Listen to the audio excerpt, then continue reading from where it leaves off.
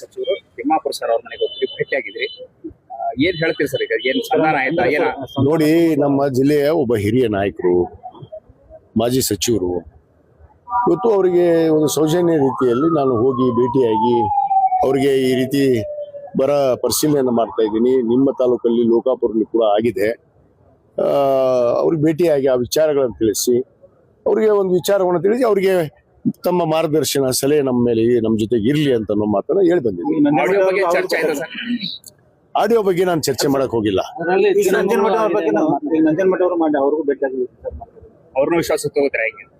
ನೋಡ್ರಿ, ನನ್ನ ಕೆಲಸ ಒಗ್ಗೂಡಿಸುವಂಥದ್ದು. ಇವತ್ತು ಈ ಜಿಲ್ಲೆಯಲ್ಲಿ ಯಾವುದೇ ಭಿನ್ನಾಭಿಪ್ರಾಯ ಇರಲಾರ್ದು ಹಿಂದೆ ಏನಾದರೂ ಆಗಿರ್ಬೋದು, ಆದರೆ ಮುಂದೆ ನನ್ನ ಕಾಲದಲ್ಲಿ ಅದು ಆಗೋದಕ್ಕೆ ಬಿಡೋದಿಲ್ಲ.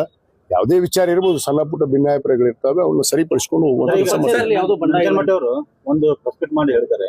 ಅದನ್ನ ಸ್ವಲ್ಪ ಮಾತಾಡಿದ್ರೆ ನಿಜ, ಮಾತಾಡಿದ್ರೆ ಅವ್ರು ಯಾರೋ ಬಿಜೆಪಿ ಅವರು ಮಾಡಿದ್ದಾರೆ, ಎಡಿಟ್ ಇದೆ, ಕುತಂತ್ರ ಮಾಡಿದಾರೆ ನನ್ನ ವಿರುದ್ಧ. ನಾನು ಬಿಜೆಪಿ ಅವರು ಮಾಡಿದಾರೆ ಅಂತ ಎಸ್ ಪಿ ಮುಂದೆ ಅಂತ ಹೇಳ್ತಿದ್ದೆ. ಅಲ್ಲ, ಕೊಡ್ಲಿಲ್ಲ, ಕಂಪ್ಲೇಂಟ್ ಕೊಡ್ಲಿ ಅವರು. ಆ ರೀತಿ ಆದ್ರೆ ಅದನ್ನ ಕುಲ್ಲಂಕುಲ್ಲವಾಗಿ ನಮ್ಮ ಪೊಲೀಸ್ ವರಿಷ್ಠಾಧಿಕಾರಿಗೆ ನಾನು ಖಂಡಿತವಾಗಿ ಹೇಳ್ತೀನಿ, ಅದನ್ನ ಪರಿಶೀಲನೆ ಮಾಡೋದಕ್ಕೆ ಕಳ್ಸೋಣ. ಆ ರೀತಿ ಆಗಿದ್ರೆ ಚೆಕ್ ಮಾಡೋಣ, ಅದಕ್ಕೆ ಮುಂದೆ ವರಿಷ್ಠ ಏನ್ ನಿರ್ಧಾರ ತಗೋತಾರೆ.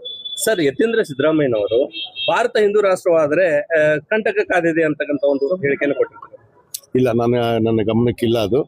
ಅದ್ರ ಬಗ್ಗೆ ನಾನು ನೋಡ್ಬಿಟ್ಟು ನಿಮ್ಗೆ ವಿಚಾರ. ಬಹುತೇಕ 2 ದಿವಸದಲ್ಲಿ ನಾನು ಪೂರ್ಣ, ಇನ್ನು ನಮ್ಮ ಬಿಳಿಗಿ ಮತಕ್ಷೇತ್ರ ಒಂದು ಉಳಿದಿದೆ ಮತ್ತು ಲೋಕಾಪುರ. ಅವರು ನಾಳೆ ಹೋಗೋಣ ಅಂತ ಸನ್ಮಾನ್ಯ ಆರ್.ವಿ. ತಿಮ್ಮಾಪುರ ಹೇಳಿದ್ದಾರೆ. ಅವ್ರು ಕರ್ಕೊಂಡು ನಾಳೆ ಸ್ಥಳಿಗೆ ಭೇಟಿ ಕೊಟ್ಟು, ಮತ್ತು ಬೀಳಿಗಿ ಮತಕ್ಷೇತ್ರದ ನಮ್ಮ ಜೆ ಟಿ ಪಾಟೀಲ್ ಸಾಹೇಬರು ಕೂಡ, ಅವ್ರಿಗೂ ಕೂಡ ಹುಷಾರಿರಲಿಲ್ಲ, ಅವ್ರನ್ನೂ ಕರ್ಕೊಂಡು ನಾಳೆ 2 ಮುಗಿಸ್ಕೊಂಡು ವರದಿಯನ್ನು ನಾನು ಸರ್ಕಾರಕ್ಕೆ ಸಲ್ಲಿಸ್ತೀನಿ.